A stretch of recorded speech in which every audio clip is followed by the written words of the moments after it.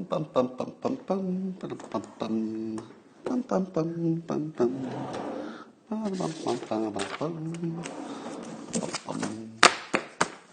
everybody, come on in, gather around. It's going to be a good one. It's going to be lit. It's going to be off the hook. It's going to be crazy. Yes, that's how good it's going to be, just like always.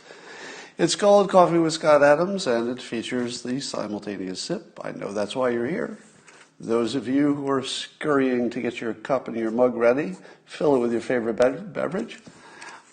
All you need really is a cup or a mug or a glass, a tankard, chalice or stein, a canteen, jug or flask, a vessel of any kind. Fill it with your favorite liquid. I like coffee. And join me now for the dopamine hit of the day, the thing that makes everything better.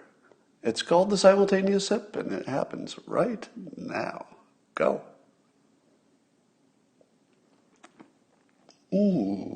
One of the best. Dare I say, the best. Well, the simulation is not disappointing us today. It's giving us news that's fun. That's right. It's not just news. When I was a kid, when I would watch the news, it would be all about death and war and people dying. And somewhere along the lines, that changed. Remember, they used to say, if it bleeds, it leads. And now that's sort of changed to, if it misleads, it leads. Because the news stopped being about violence for the most part. I mean, if there's a big, mass event, they're going to cover it, of course. But for the most part, the news has turned from a whole bunch of violence to a little bit of violence, but mostly just crazy political stuff and hoaxes and and stuff like that. So here's my favorite news story of the day that shouldn't even be news. This is in the category of things that you shouldn't even care about, but we do. The New York Post ran this headline, and this is the exact wording of the headline. Robert Kraft likely to get off in Florida massage parlor case. Yeah, he's likely to get off. I'm not even going to add anything to that. That's it. Do you know author Naomi Wolf? Naomi Wolf was tweeting this morning that she was not happy with the fact that the UK was going to have, they were considering a $50 fine for not wearing a mask. And she thought that was unreasonable because you should never have a situation where you're penalized for what you wear or don't wear in this case, right? It's completely over the line to have your government penalizing you, financially penalizing you for what you wear. That's ridiculous. Or in this case, for what you don't wear. I commented back, I feel the same way about pants. Because I don't know if you've ever tried to go out in public without wearing pants, but you'll get fined, or arrested. I'm not sure exactly what the penalty is, but I'm pretty sure the current situation is you can't wear anything you want. So she removed that tweet within a few minutes of my comment. I don't know if it was my comment, but if you said something as dumb as that in public, that the government can't determine what you wear, and then somebody says, yeah, I feel the same way about pants, you're probably going to delete your tweet pretty quickly. I don't know if it was because of my comment. Probably other people said the same thing. Now, I know this will seem weird to you, but we've been hearing a lot about Justice Ginsburgs' final request or final words before she passed. And people said, usually you don't put a lot of credence in somebody's final words, but because she was a Supreme Court justice, maybe, in this case, we should ignore the Constitution of the United States and focus on the importance of her last words. And I thought to myself, well, maybe that's something we could extend a little bit. I mean, that's such a good idea, to ignore the Constitution and just look at somebody's deathbed words, that I thought we should maybe do more of that. Now, as luck would have it, I went to my researchers, and I have here the actual the last words of Justice Scalia. Now, didn't get much attention because I don't know why. It's just the way the news covers stuff. But I do have Justice Scalia's final words. I'll read them to you. Oh, well, okay, it's maybe not as newsworthy as I thought it would be. It turns out it's an off-color joke. Those were his final words. Do you want to hear it? It's a very off-color joke. So put the kids wherever they are, back to sleep, or send them off to school or something. Don't let any children hear this. You ready? You've been warned. This is Justice Scalia's final words. It said, let's see, what did the leper say to the prostitute? Keep the tip. Okay, well, I'm glad he left that with us. But let's take that into consideration when we're making public policy. The CIA came up with an assessment, and listen to this. This is from the CIA. And it's a good thing we've got the CIA to protect us, because this is exactly the kind of assessment that keeps us safe. If we didn't have a CIA, how would we know this stuff? Okay, so here's a new report from the CIA, quote, "We assess that President Vladimir Putin and the senior-most Russian officials are aware of and probably, they don't know for sure, but probably, directing Russia's influence operation aimed at denigrating the former U.S. Vice President, I guess that would be Biden, supporting the U.S. President, Trump, and fueling public discord." You know, I came to that same conclusion as the CIA, except the method that I used to come to that conclusion was I sat in my house and I thought about it. I wonder what Vladimir Putin is doing and thinking right now. Came to the same conclusion. So you don't really need a CIA if you could just sit in your house and think of stuff, because the CIA didn't say it's definitely happening. That would have been different, because I couldn't have done that. Something I couldn't do is tell you what Vladimir Putin is definitely doing. I don't have that kind of skill. But as they worded it, they say he's probably aware and directing things. That's something I could have done. And in fact, I did.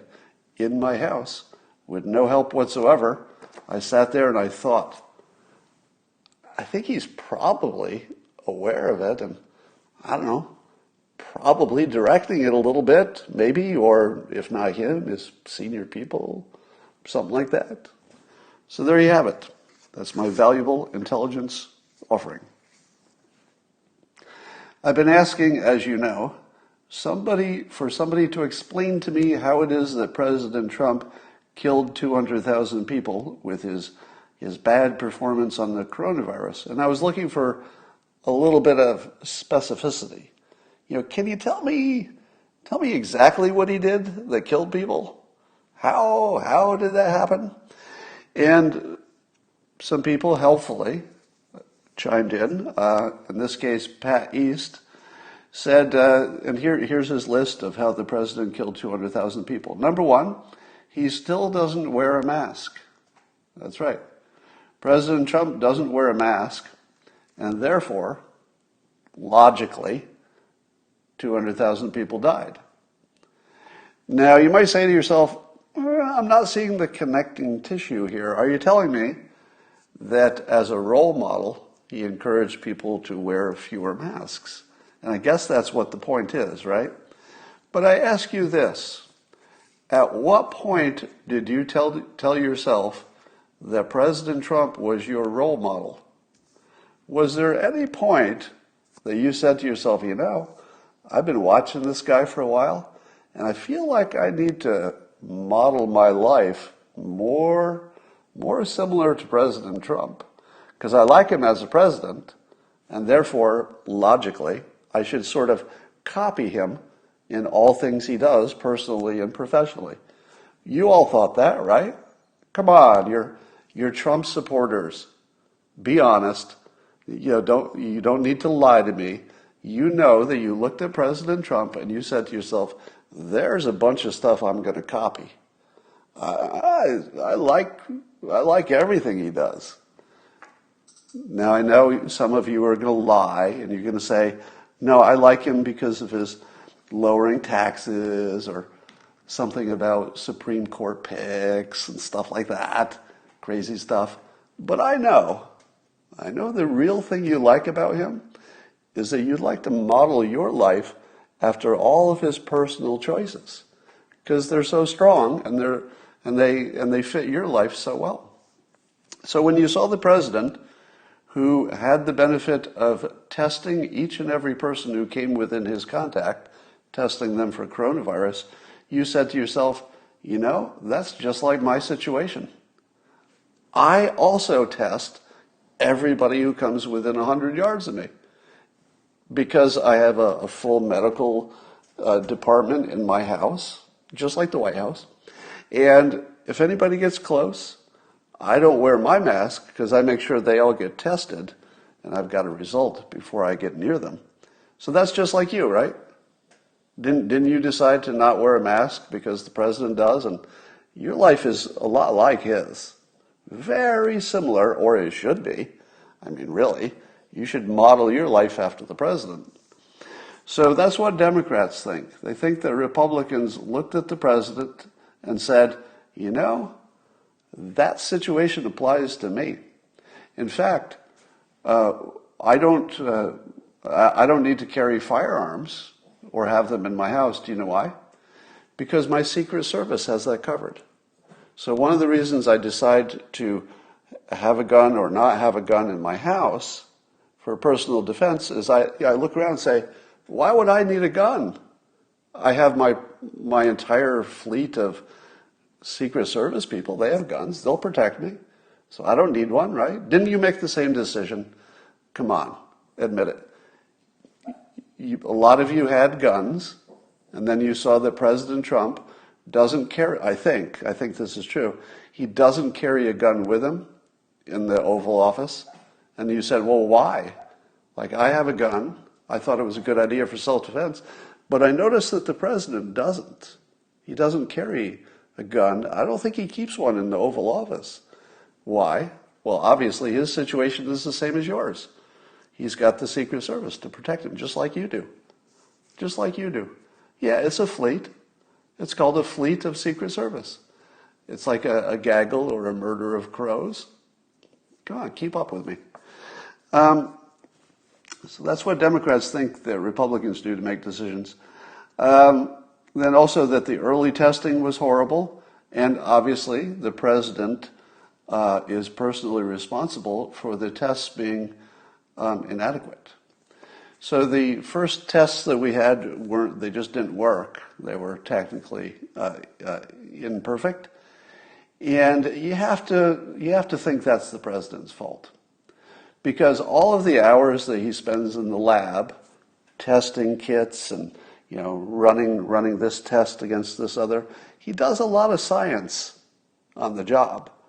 And I think that's sort of his fault, right? I mean, if President Trump spent all that time doing direct building of test kits and then making sure that they worked, and he didn't build them right, I know a lot of you are thinking, well, wait a minute, Scott, I don't think the president does that personally. It feels to me as if it wouldn't have mattered who was president. Because was Obama actually in the lab and working on those test kits? So if he had been president for a third term, we'd be okay, right? Because he would have worked out the science, unlike dumb old President Trump. It's like he doesn't even know how to mix chemicals or something, right? It's like, so that was the other good reason. And then there was this one, the PPE was confiscated by the feds. What? What? okay, if there wasn't enough PPE, I think it did make sense to give it to the frontline workers. I'm not sure anybody else is holding that against the president. And then the fourth thing that the president did that killed 200,000 people is that he said the virus is going away, which is very similar to or exactly what everybody in the world thinks. It is going to go away. I don't know when. And of course, everybody knows the president is a little hyperbolic. But if you thought the virus was going to go away, how did you act differently? Did you say to yourself, someday in the future, the virus will go away, therefore, logically, it cannot infect me today? You thought that, right?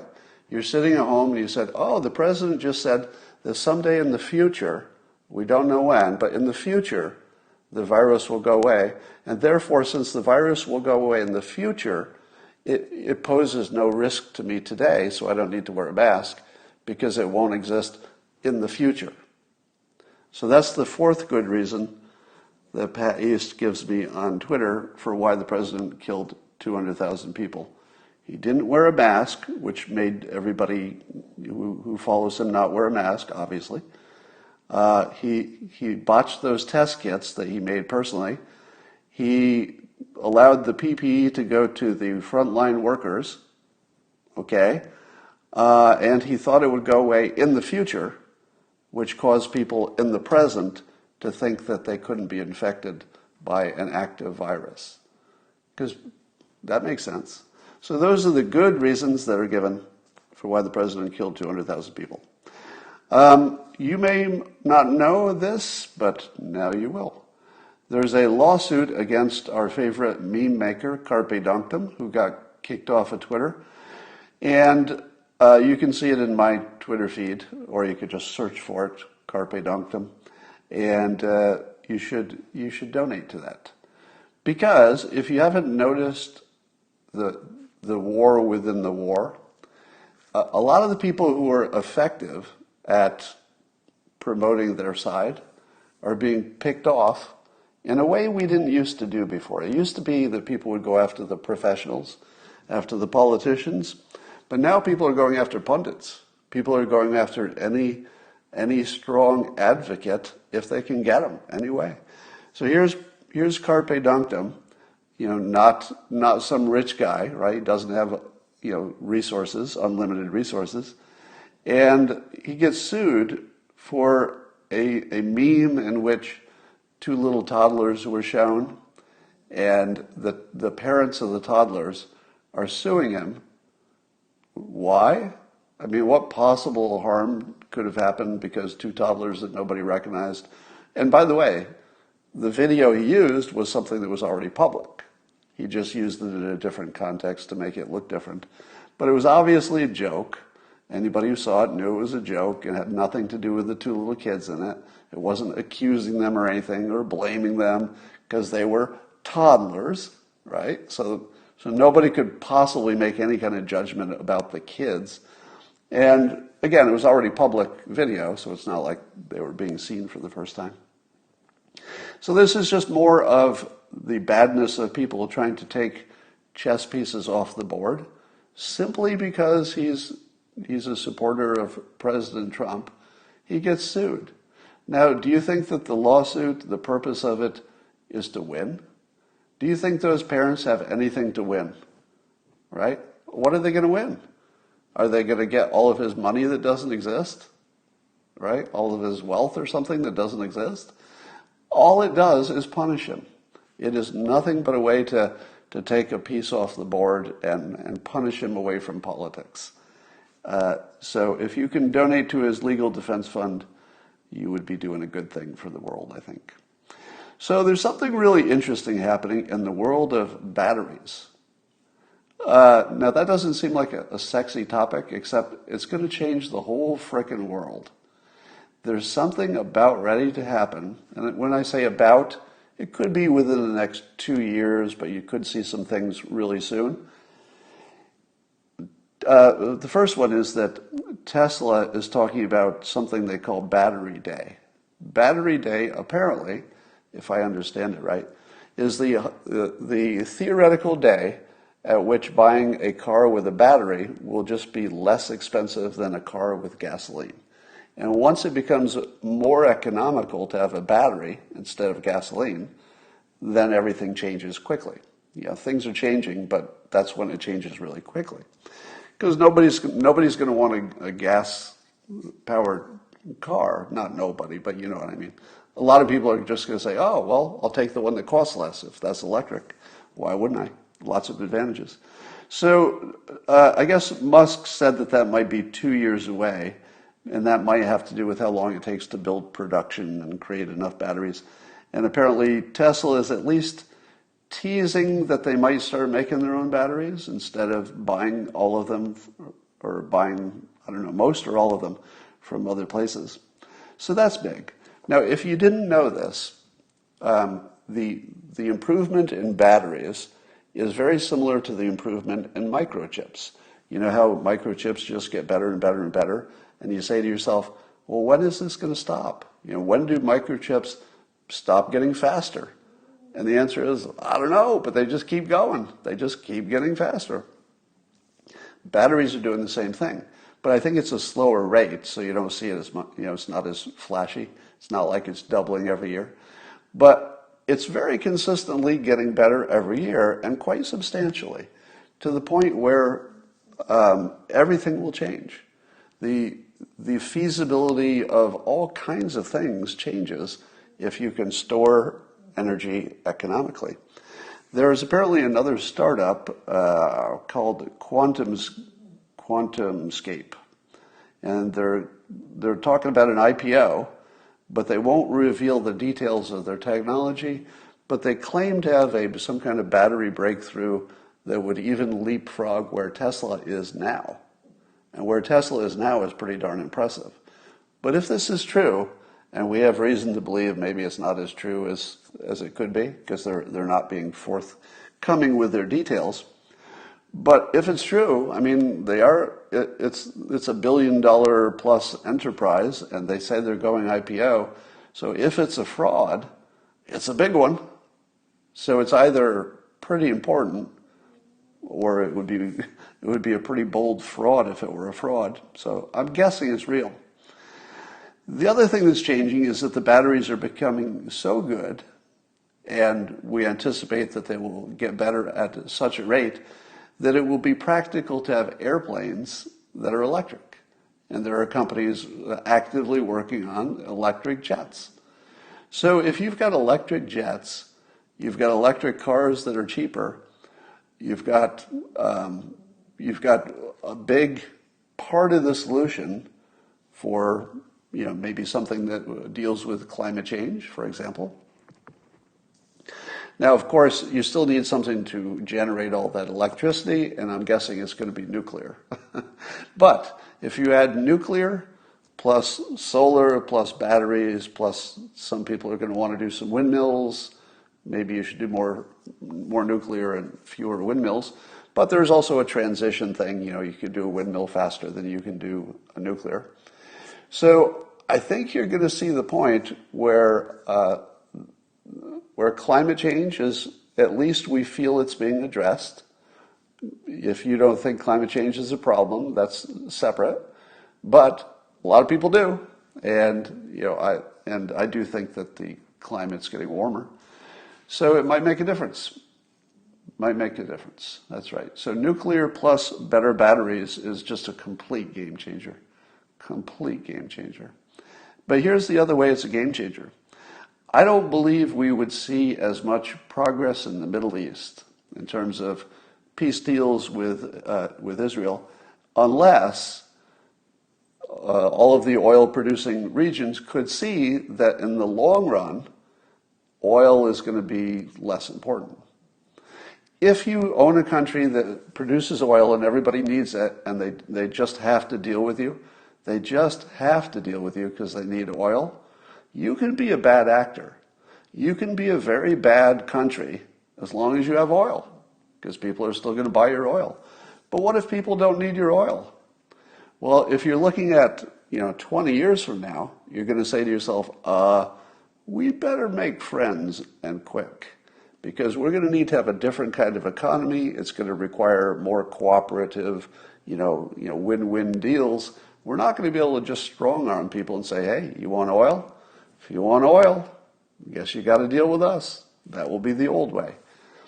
So when you look at the Tesla, battery deal, you're looking at Elon Musk creating peace in the Middle East. Is that too much of a statement? I'm not sure it is. I don't think it is.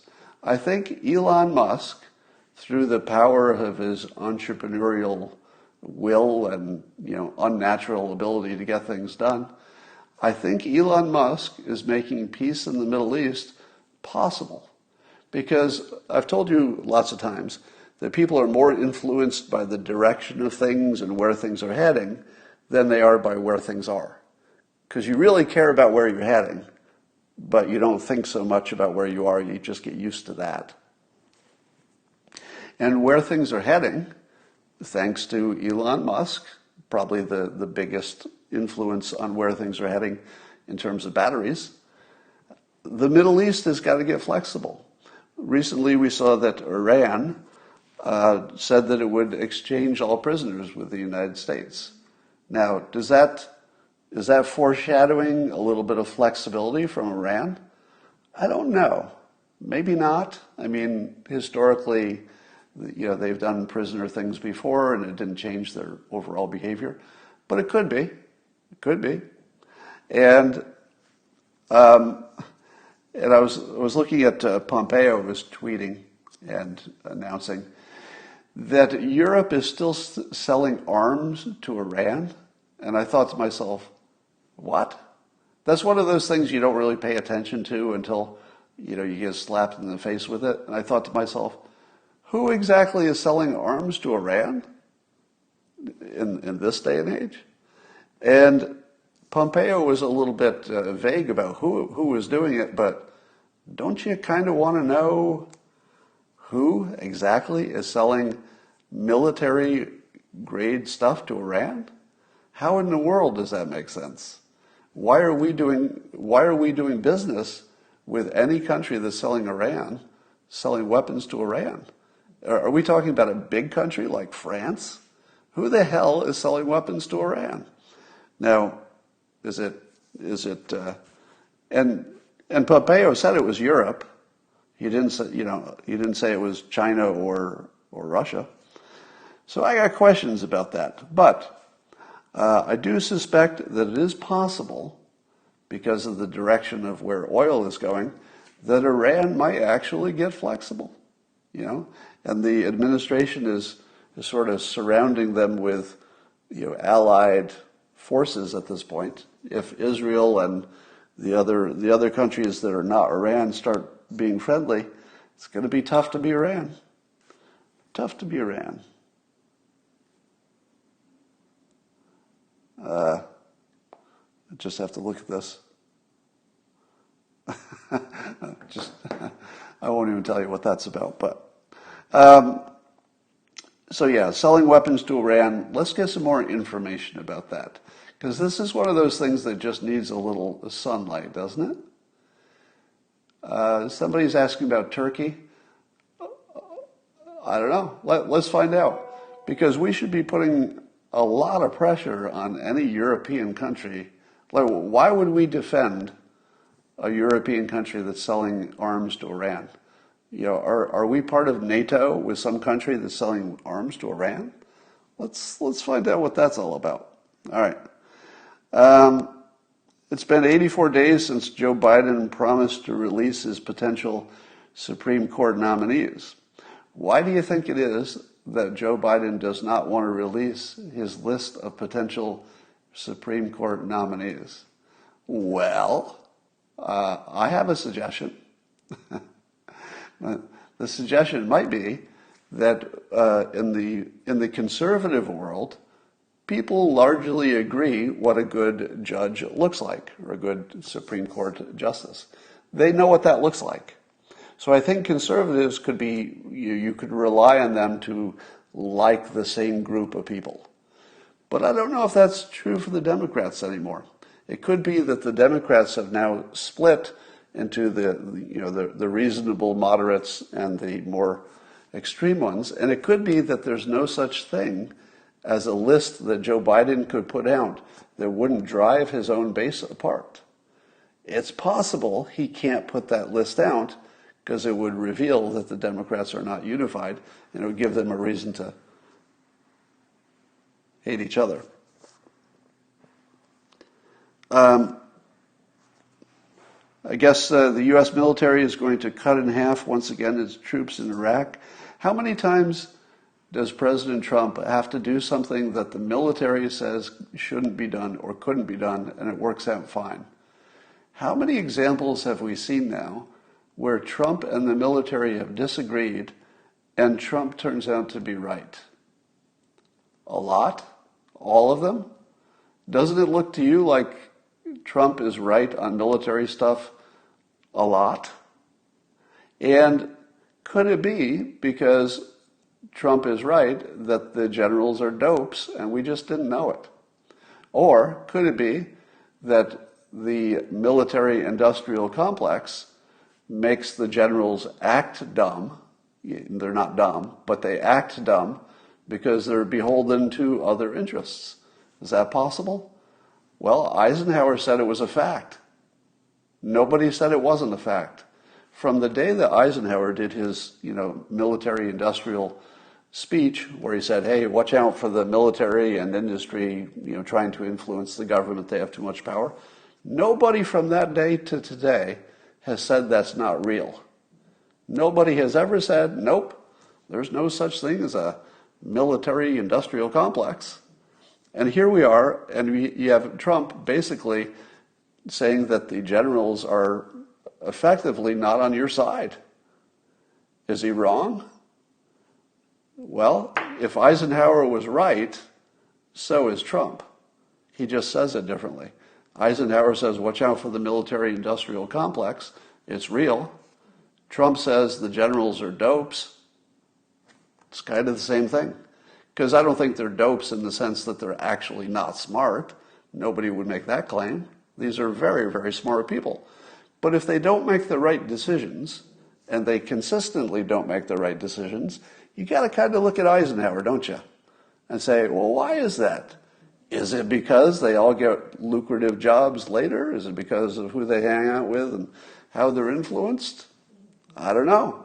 All I know is that the guy who's not supposed to know anything about the military, Trump, keeps making the right decisions, and the generals don't. That's just a fact now. Before I think you could say, hey, Trump is crazy if he's overruling generals, but not now. Now I think you could say Trump overruling the generals is pretty much exactly what I want to see more of. A lot more of it, actually. All right. Two of the best things that Trump has brought the country are a complete lack of trust in the press and a complete lack of trust in our own generals. Now, I know people are going to say, Scott, those sound like bad things. It's bad that we don't trust our press, and it's bad that we don't trust our generals. Is it? It's only bad if it's wrong. If the press were legitimate and the president said, don't trust them, well, that would be a problem. But the press is not legitimate. They're not even close to legitimate. They're not even slightly legitimate. So when the president trains the public to understand that the press is no longer legitimate, has he done a horrible thing to the country or one of the most valuable things that's ever happened? I would say it's one of the most valuable things that's ever happened, our understanding that the press is no longer what it used to be and can't be trusted. What about trusting our generals or not trusting them? That too looks like more of an Eisenhower super useful thing to understand. Because how often have you heard, hey, the generals say there's only one way to handle this, and it just happens to be a military answer? I don't know. I think these are the two best things the president has brought us. Lack of trust in the press, lack of trust in our own generals. There's a reason we have a civilian leadership over the military, and we can see it now. Steve Cortez tweeted that deranged Don Lemon threatens to, quote, blow up the entire system, including the Electoral College and stacking the court. I love deranged. Deranged Don Lemon. There are very few words that fit so perfectly. Because, if you say Don Lemon, any other insult, it's like, oh, he's dumb or he's whatever, biased or whatever. There's no other word that would fit quite as well as deranged. When you watch Don Lemon, that is the word that jumps into your mind when you're watching him. You're thinking, well, he's clearly smart. He's clearly talented. But what's going on here? There's something deranged happening here. So when we're talking about everything being on the table, it's really getting interesting, the world of politics. Because I think the idea of stacking the court went from a ridiculous idea to, yeah, that could happen. Stacking the court looks like a real thing that would definitely happen if Biden got elected. I would say if Biden got elected, the odds of the court being stacked are close to 100%. It went from like a wild idea to, yeah, probably. How about getting rid of the Electoral College? I don't know what's involved with that. Does that require a constitutional change? But I think they're quite serious about that too. And I don't think that was as serious in prior years. And then here's the most fun part of the bare-knuckled politics that's going on. So Nadler wanted to require these Department of Justice people to come in and testify, and the Department of Justice rejected it. So the Department of Justice publicly rejected Nadler's request for testimony because of the way they treated Bill Barr, and they didn't wait for his answers. So because they didn't let Bill Barr speak, they can completely legitimately say, yeah, if Congress wanted us to testify, like actually give you answers, sure, that would be perfectly appropriate. But now we know with certainty that that's not the plan because of what you did with Barr. So I think the Department of Justice is on completely firm ground, just saying, yes, I would of course comply with a request from Congress to testify if it were a real request, but it's not. They can actually argue that it's just not a real request. And it's a perfectly strong argument because of how they were treated last time. So watching how things that used to be completely unimaginable, you couldn't imagine the Department of Justice saying, no, we don't think you'll play fair, so we're just not coming. Just unimaginable. And now it's all imaginable. You can imagine every bit of this happening. My smartest Democrat friend that I talk about all the time because I debate with him on Trump stuff, his latest outrage, and he thought this was just beyond the pale. This was one of the big things that we should be worrying about. If you're looking at the coronavirus or global warming or the economy, those are important too. But this is the thing, that really, we need to focus on this. And it was that Trump doubted that Ginsburg's dying wish was exactly as stated. That's it. That was an outrage. It was an outrage that President Trump would doubt the veracity of Ginsburg's final wish that she be replaced by the next president.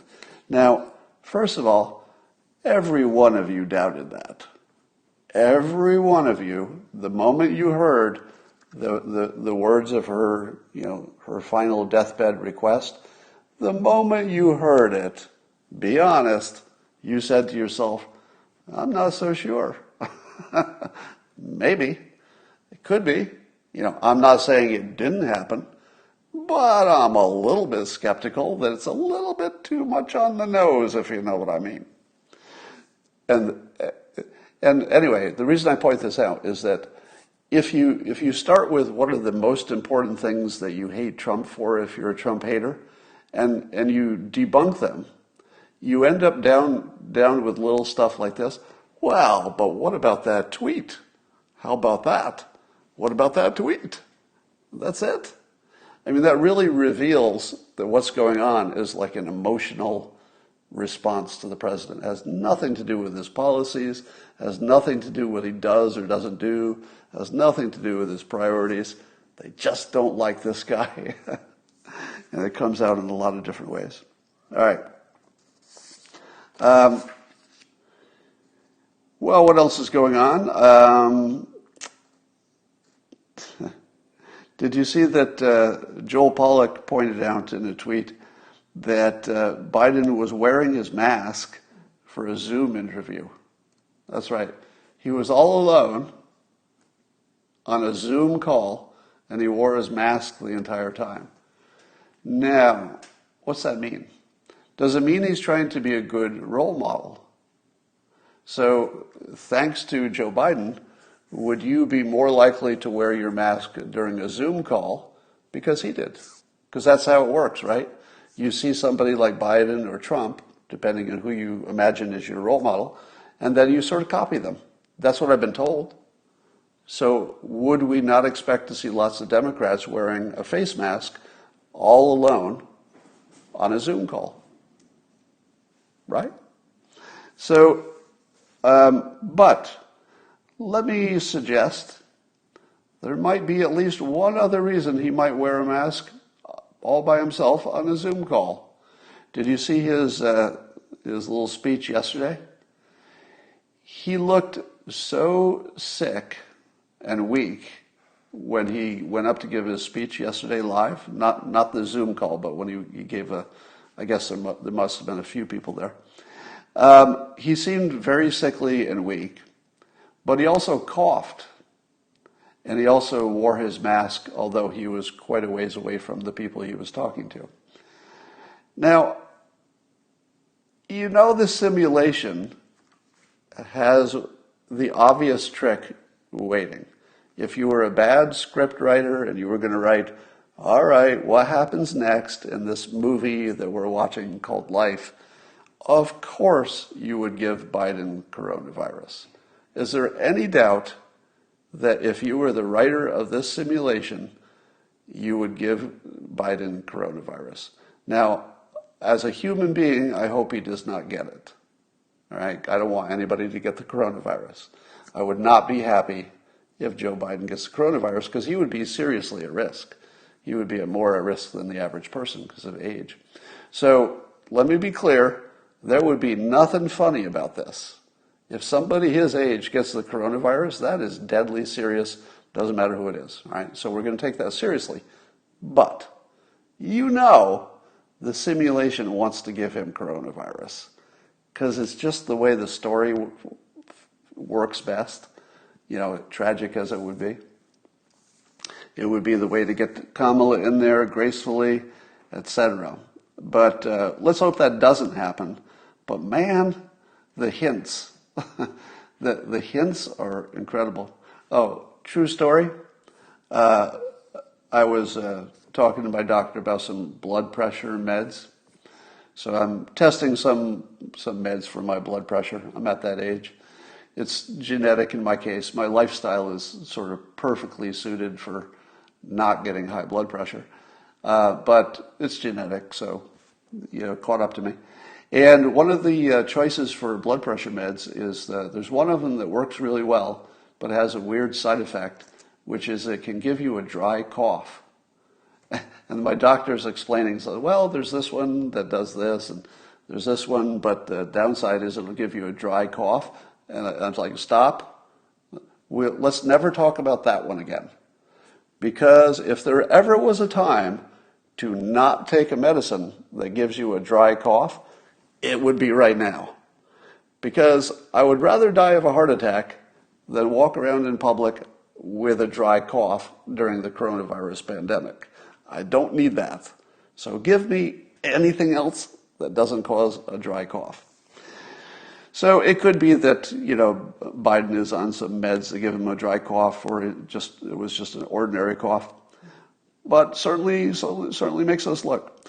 There are, let's talk about all of the hoaxes. Did you see the hoax?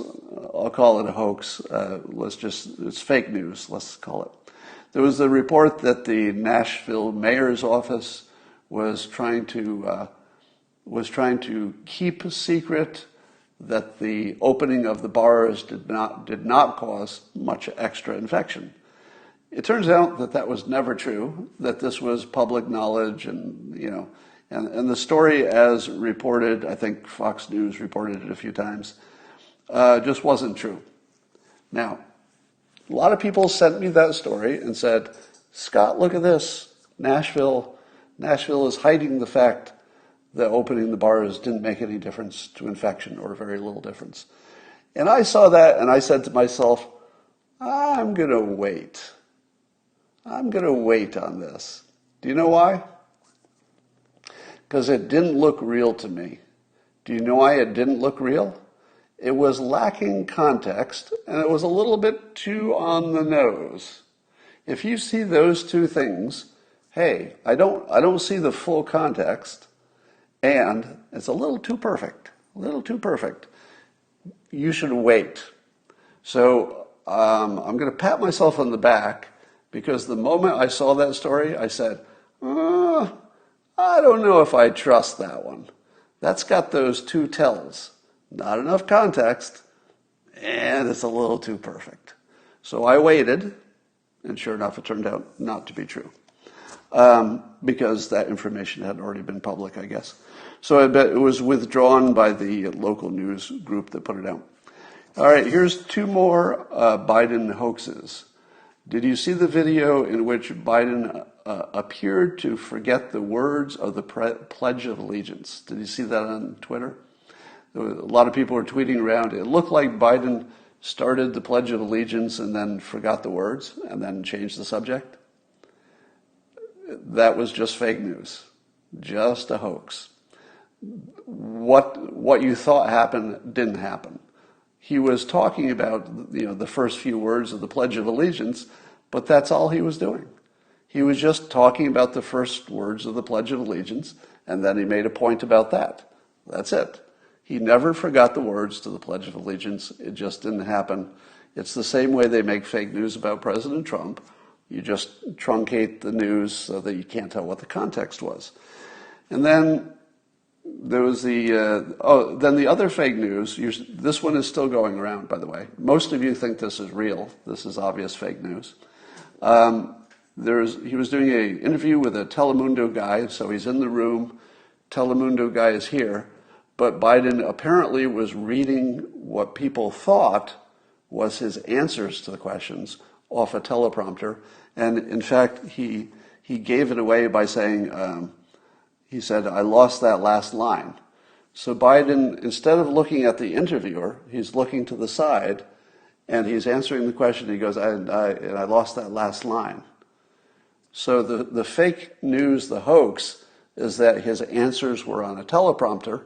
The teleprompter got out of whack, and he was telling the teleprompter person to put his answer back there because he was so incompetent that he needed to read his answers. And then the interviewer said, Jose said, we can talk, you and I, on that. So he told Biden to talk to him. He says, we can talk, you and I, on that. Here's what actually happened, if you see the larger context. The screen was not a teleprompter. The screen was a citizen asking a question. And so he was looking at the citizen asking a question on the other screen instead of looking at the interviewer, because that's what he's supposed to do.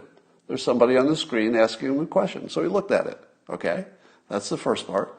Secondly, it looks to me that the context was, and I might have this wrong, but certainly the major part of it I have right. It looked to me like maybe he missed the question when he said, what was the last line, or I missed the last line. It was the last line of the question. It wasn't the last line of his alleged answer that's written on a teleprompter. Complete fake news, all right? Now, the reason that I point out all of these fake news is that these were fakes on the conservative side. These are conservatives hoaxing themselves, basically. Because all of these came from conservatives. They hoaxed themselves and tried to hoax other people at the same time. Those are three pretty big hoaxes, all right? Three pretty big hoaxes. And if you didn't notice them immediately, you need to tune your filter. I would say that all of these were obvious to me. From the first moment any of those three fake newses happened, as soon as I saw them, I said, well, that's not buying that. So somebody's saying in the comments, you said this was fair game. It's totally fair. Yeah, it's fake news, but somebody said, hey, you said it was fair because the other side is lying. Yeah, it is. It is completely fair, but I don't want you to be fooled, right? I don't want you to be fooled. I want you to have actual useful information that informs your world. But yeah, it's totally fair. We are in a contest where lying is the rules. Lying does not break the rules. Lying is the game. That's what a political ad is. It's a bunch of lies. If you imagine that it's even trying to be the truth, you don't understand it. George Papadopoulos tweeted this. He said this drive to combat human trafficking out of the DOJ should be nationally and globally applauded. This is a serious issue. And one of my subscribers on Locals is the platform that I do some of the stuff that I don't do in public, the edgier stuff, and other content that I do a lot of micro lessons on success and persuasion, etc. over there. And somebody on Locals, and that's a subscription site, locals.com if you're looking for it, said that I'm not doing enough talking about what the government is doing battling trafficking and child trafficking and sex trafficking, etc.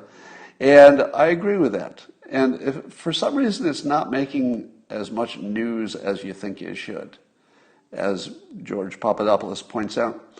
And so Ivanka Trump tweeted that AG Barr and Ivanka announced the largest investment for trafficking support services in U.S. history, over $100 million in grants. So this is one of those things that the president is not getting nearly enough credit for. This is one of the best things a president ever did. He's just going totally Viking on these fucking, I'm sorry. Didn't mean to swear. The president is going barbaric on the traffickers. And it looks like they're just pulling out all the stops. It looks like they've decided, like ISIS, to me. To me, it looks like what the president is doing for the sex trafficking is very similar to what he did to ISIS, which is this. What do we need to do to defeat ISIS? Okay, now we'll do it, right? That's how President Trump defeated ISIS. Tell me what we need to do. Okay, that's what we need to do. Okay, these are your orders. Do that. I'm simplifying, but that's basically what it is. With this trafficking, it looks like the same thing. Okay, what do we need to do to stop all this trafficking, or at least put a big dent in it? What do we need to do? Okay, that's what we need to do. I order you to do that. I don't know if it's harder than that, because it seems to me that the Department of Justice probably knew what to do. They just needed the order and the money and the support, same as the military fighting ISIS. It's a gigantic accomplishment, very underappreciated. The department, every time I read news about my own state, California, it makes me laugh because it's so stupid. The things that we do in this state are just beyond parody at this point.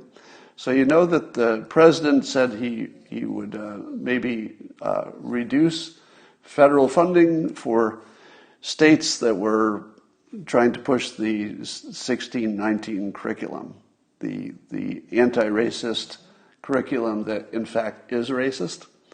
So the California Department of Education, they decided to develop the nation's first statewide ethnic studies curriculum.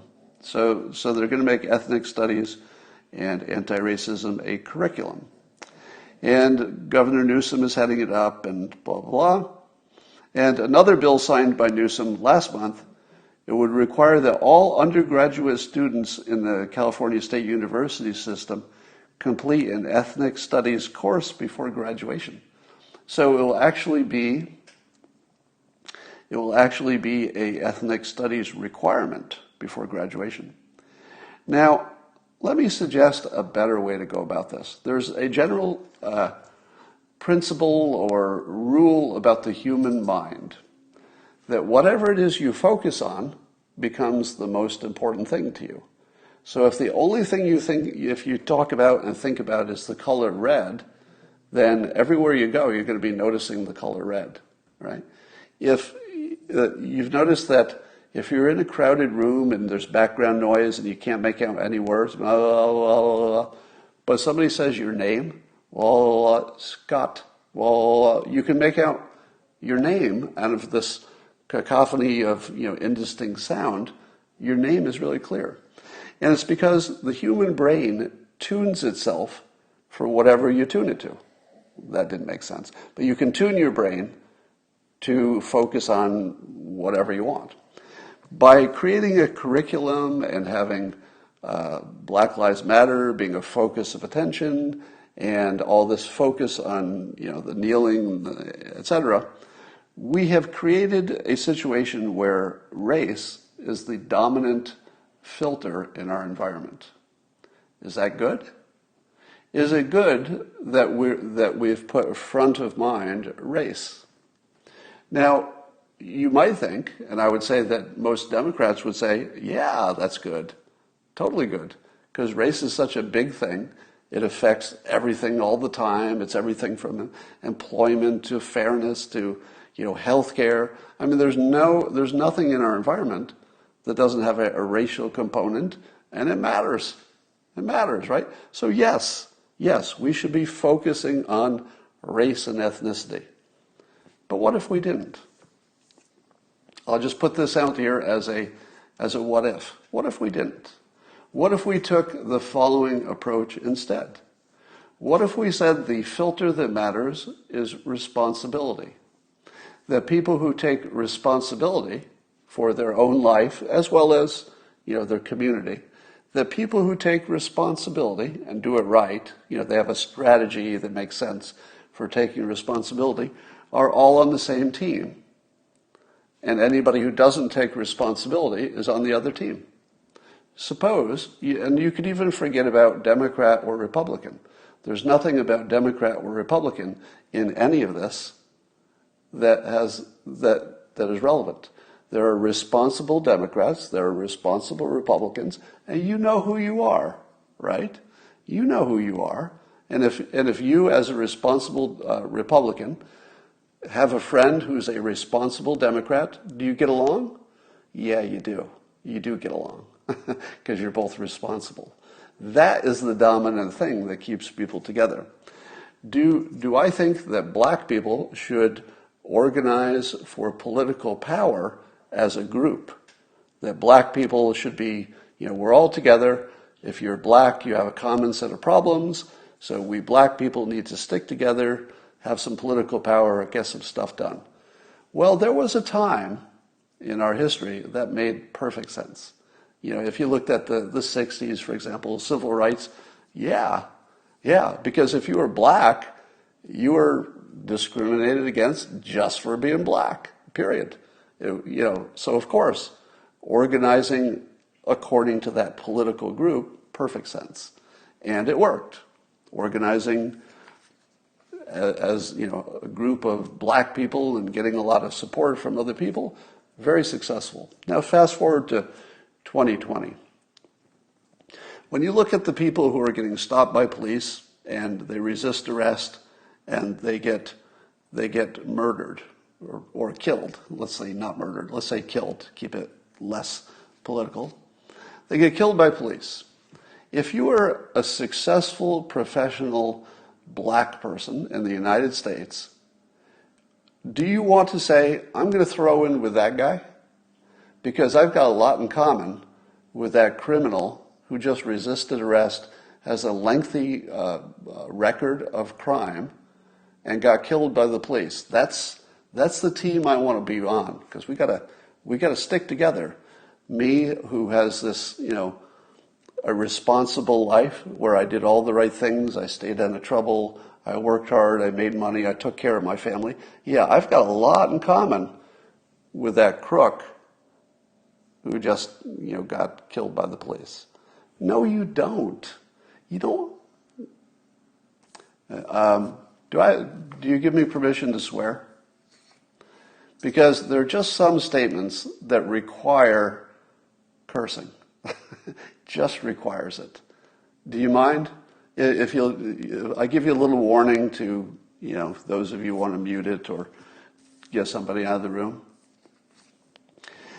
This makes me crazy because I think black people in this country are getting fucking screwed. Just screwed. If you're a black person in this country and you've led what I'll call a responsible life, you said to yourself, all right, what would it take for me to, have a good life? And then you did those things and you built yourself a good life. Do you know who's fucking it up for you? Black people. Let's be honest, all right? If you lived a responsible life and you're a black citizen and you just did everything right, you're just taking care of your family, you're paying your fucking taxes, you're just being a good person, maybe you're going to church, you're just contributing. You're just fucking contributing. Why are you being dragged down by the fucking assholes who are breaking the law who happen to have the same color as you? Don't be a sucker. Don't be a sucker. You're not on their team. Neither am I. Because you know whose team I'm on?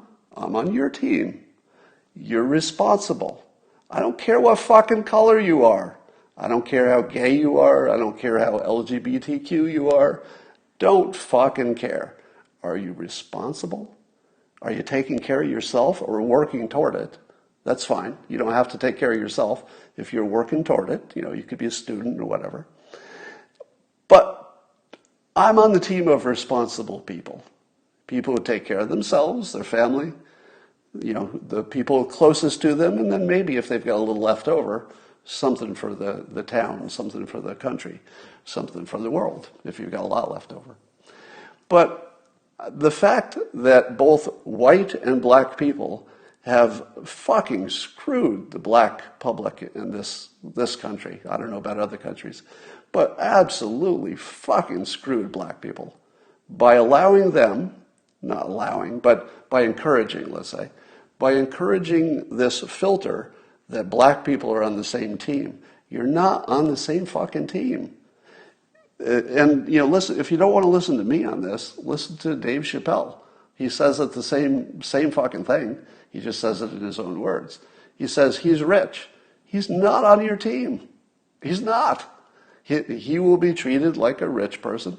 O.J. Simpson, he's not on your team. That's a special case, not exactly a role model. But how about we just stop treating black people like they're all on the same team? Because they're just not. And the worst fucking thing you could do to a responsible black person, which is most people, right? Most people are responsible, just in general. Most people are responsible. The worst thing you could do is say, oh yeah, you're black. Because that just lumped you in with a whole bunch of fucking irresponsible people that are not your fault. It's not your fucking fault if other people are criminals. It's just not your fucking fault. And you should cut yourself off from them and say, let me live with the responsible people. Let the people who don't care about color, don't care about ethnicity, they only care about the Constitution, they care about making the country work. Let me deal with these people, because these people are not going to screw me. All right? So the greatest, I would say, persuasion crime in this country is that we've packaged the citizens by color, and to some extent by gender. There's a similar argument there. All right, so that's enough about that. So what you focus on becomes most real. So as long as we're focusing on black versus white instead of responsible versus irresponsible, we will always get the wrong answer. We'll always have the wrong filter if that's where we spend our time. There's a technology that's coming that might help this happen. Let's say this will really get me canceled. You ready? Here's some serious cancellation material. This will be easy to take out of context so they can cancel me. Let's say you were, I'll just keep this. How can I protect myself best? All right, here's what we'll do. You're a young black woman. You're walking down the street. It's at night. It's maybe a neighborhood that's not as safe as it could be. And you see coming toward you 3 19-year-old black youths coming the other way. And they're in the distance, so you can't quite make out what's going on. But you can tell that they're black. They're about that age. You're a black woman. I'm just making everybody black in this situation so I don't get canceled. Do you say to yourself, this is just as safe as if I saw 3 Asian men walking the same direction? Well, if you say, if I will judge this based on the number of people in this category who have been jailed, suddenly you end up acting like a racist and it's your own race. Because you're saying, 19-year-old males who are black, what percentage of them have a criminal record? Unfortunately, it's way higher than anybody would want it to be, right? So if you're the black woman, do you say, maybe I'll cross the street? Right? Would that be unreasonable to make a judgment based on statistics? Well, it's unfair. It's racist. Because those 3 people that are coming the other way, they could be like honor roll students. They could be Harvard students. You don't know anything about them. You don't know anything about them. But here's the technology that could change that. Facial recognition. Imagine if facial recognition was so good that somebody approaches and you could judge them individually. Boop, boop, boop. Oh, 3 college students are probably no risk here at all. And you just know that, even though they're strangers. Or 3 people who have jobs. 3 people who have jobs are far less likely to attack you, no matter what ethnicity you are or they are. Far less likely than 3 people who don't have jobs. It's not a universal rule, but likelihood. So the question is, if we get to the point where we can judge people individually and instantly, somebody comes in for a job, boom, you already know who they are. Then maybe you could be less racist, right? Because racism is based on some assumption that somebody is similar to other people by the coincidence of their look and their melatonin. Melanin? No, melanin. And individual identification would help get rid of that. Here's a little trick from Jonathan Tulin on Twitter. He says this: if someone asks you how you are, say, quote, "I'm amazing, thanks, how are you?" Now, I tweeted this because that's exactly what I say. I use those precise words. Now, not every time, but if I am actually having a good day, I usually say, "I'm amazing, thanks, how are you?" Here's why I do it. Repetition is persuasion, and you can repeat to yourself something that you want to tune yourself to. So if you want to be a nice person, you tell yourself you're a nice person every day. If you want to be, stronger or healthier, it probably does help to tell yourself you're stronger or healthier, even if the only thing that changes is it makes you exercise more or whatever. So I would say, as a good personal trick, that if somebody says, "How are you?" don't say this. Don't say, "Not bad." That's the worst thing you could say. Not bad. Because your brain doesn't recognize not, but it recognizes bad. So it's like telling yourself you're bad every time somebody asks you how you are. And eventually you start convincing yourself you're bad.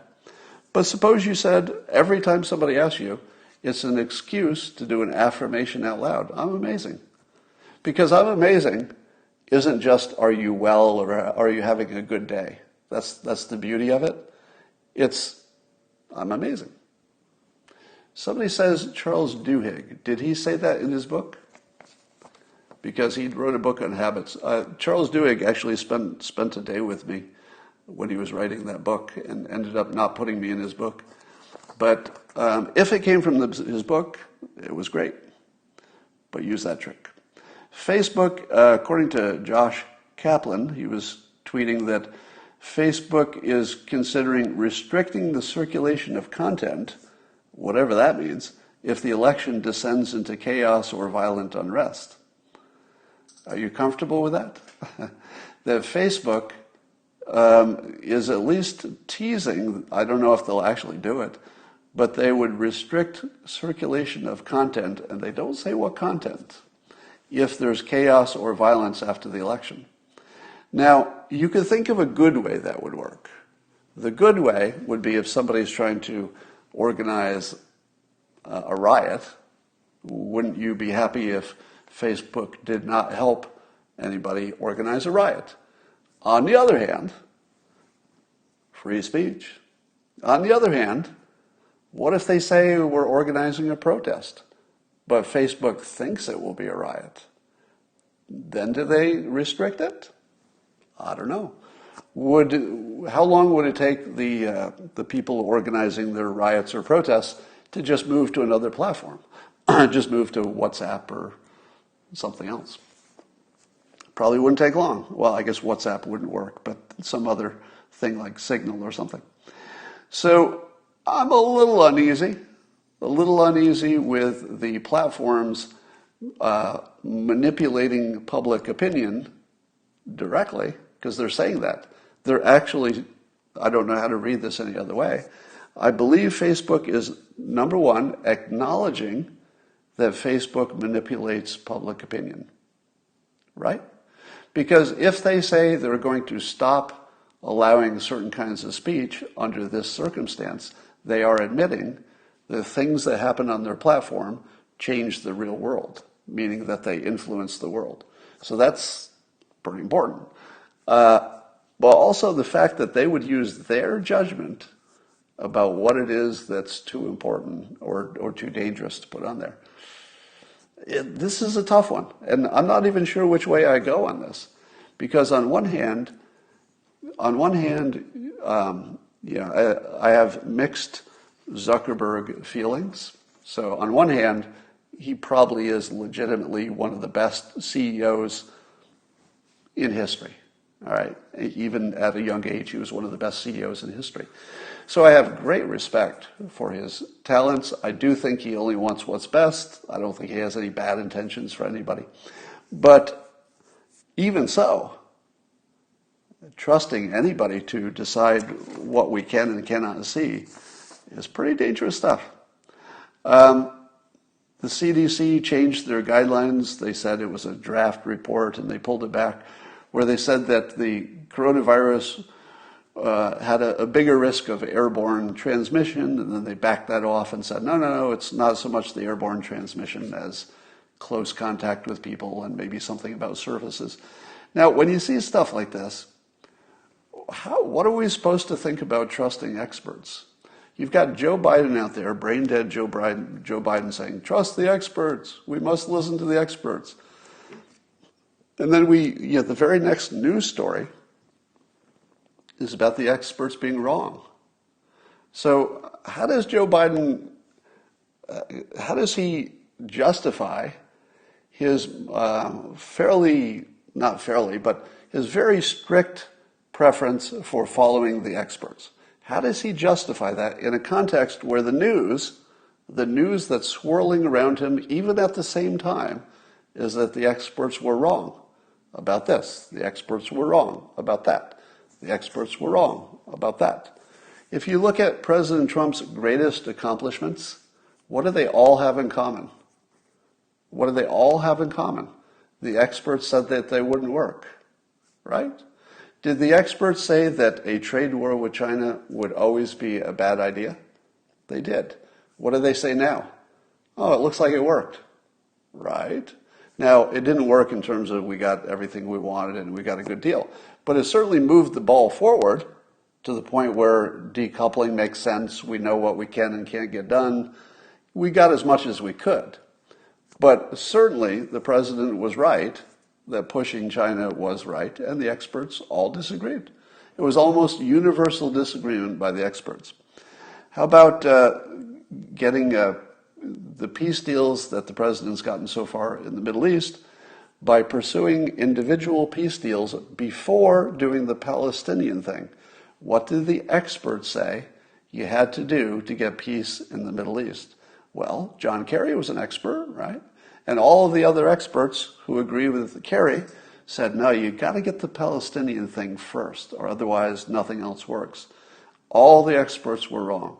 What about the experts who said, if we pull our forces out from that zone between Turkey and Syria, the Kurds will be slaughtered? Didn't all the experts say they would be slaughtered? And the president said, no, they won't. And they weren't. How many times do you have to see President Trump do something that the experts did not say you should do, and it worked out? He's done it a lot of times. So Joe Biden and his expert reliance does seem like that's a little sketchy. All right. Somebody says, John Kerry is not an expert. He's an heiress's wife. Well, I think if you've been Secretary of State and you've been a senator for that many years, you could be an expert. All right, I think I've gone too long, and I'm going to end here, and I will talk to you tomorrow.